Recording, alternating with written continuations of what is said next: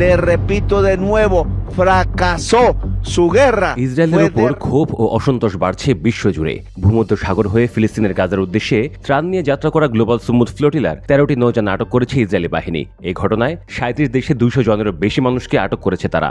আটকদের মধ্যে রয়েছেন 2 জন কলম্বিয়ান নাগরিক। এতে করে বেশ চটেছেন কলম্বিয়ার প্রেসিডেন্ট গুস্তাভো পেত্রো। ইসরায়েলের সঙ্গে মুক্ত বাণিজ্য চুক্তি বাতিল করার ঘোষণা দিয়েছেন তিনি। একই সঙ্গে ইসরায়েলের পুরো কূটনৈতিক দলকে কলম্বিয়া ছাড়া নির্দেশও দিয়েছেন। সামাজিক যোগাযোগ মাধ্যম এক্স প্ল্যাটফর্মে দেওয়া এক পোস্টে এই ঘোষণা করেন কলম্বিয়ার প্রেসিডেন্ট। গ্লোবাল সুমুদ ফ্লোটিলার একটি প্রেস বিজ্ঞপ্তিতে বলা হয়, বহরটিতে থাকা 2 জন কলম্বিয়ান নাগরিককে আটক করেছে ইসরায়েলি বাহিনী। ওই প্রেস বিজ্ঞপ্তির উদ্ধৃতি দিয়ে পেত্রো তার পোস্টে লিখেছেন, এটি নেতানিয়াহুর একটি নতুন আন্তর্জাতিক অপরাধ। এরপর রাজনৈতিক তাত্ত্বিক ও দার্শনিক হান্না আরেনডটকে উল্লেখ করে পেত্রো লেখেন, হিটলার বিশ্ব রাজনীতিতে এখনো বেঁচে আছেন। আরেনডট সঠিক বলেছিলেন। ফিলিস্তিনের গাজায় ইসরায়েলি গণহত্যার প্রতিবাদে সোচ্চার কলম্বিয়ার প্রেসিডেন্ট পেত্রো। গত সপ্তাহে নিউ ইয়র্কে জাতিসংঘের সাধারণ পরিষদে ইসরায়েলের বিরুদ্ধে বক্তব্য দেন তিনি। এছাড়া মার্কিন প্রেসিডেন্ট ডোনাল্ড ট্রাম্পকে গাজায় গণহত্যার সহযোগী বলেও আখ্যা দেন। নিউ ইয়র্কে একটি ফিলিস্তিনপন্থী বিক্ষোভেও অংশ নেন পেত্রো। এতে করে তার ভিসা বাতিল করে মার্কিন পররাষ্ট্র দপ্তর।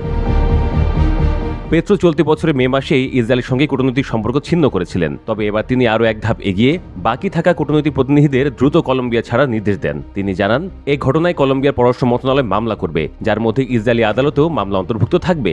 পাশাপাশি আন্তর্জাতিক আইনজীবীদের কলম্বিয়ার আইনজীবী দলকে সহযোগিতা করার আহ্বান জানান। এর আগে গত মে মাসের শেষ দিকে জাতিসংঘের সাধারণ সম্মেলনে কলম্বিয়ার প্রেসিডেন্ট গাজায় গণহত্যা চালানো ইসরায়েলকে রীতিমতো তুলোধনা করেন। নিজের বক্তব্যে পেত্রো ইসরায়েলের কড়া সমালোচনা করেন। তিনি ইসরায়েলিদের নাৎসি আখ্যা দিয়ে ফিলিস্তিনিদের উপর গণহত্যার অভিযোগ তোলেন। পেত্রো প্রস্তাব দেন, এশিয়ার দেশগুলোর নেতৃত্বে একটি আন্তর্জাতিক সামরিক জোট গড়ে তুলে ফিলিস্তিনকে মুক্ত করতে হবে। একই সঙ্গে ইসরায়েলে অস্ত্রবাহী জাহাজ পাঠানো বন্ধ করার আহ্বানও জানান তিনি। পেত্রো তার ভাষণে বলেন, ভদ্র মহোদয়গণ, কোনো জাতি শ্রেষ্ঠ নয়। ঈশ্বরের মনোনীত জাতি বলেও কিছু নেই, সেটা যুক্তরাষ্ট্র বা ইসরায়েল, যে জাতি হোক না কেন।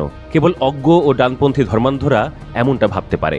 আসলে ঈশ্বরের মনোনীত জাতি হলো পুরো মানব জাতি।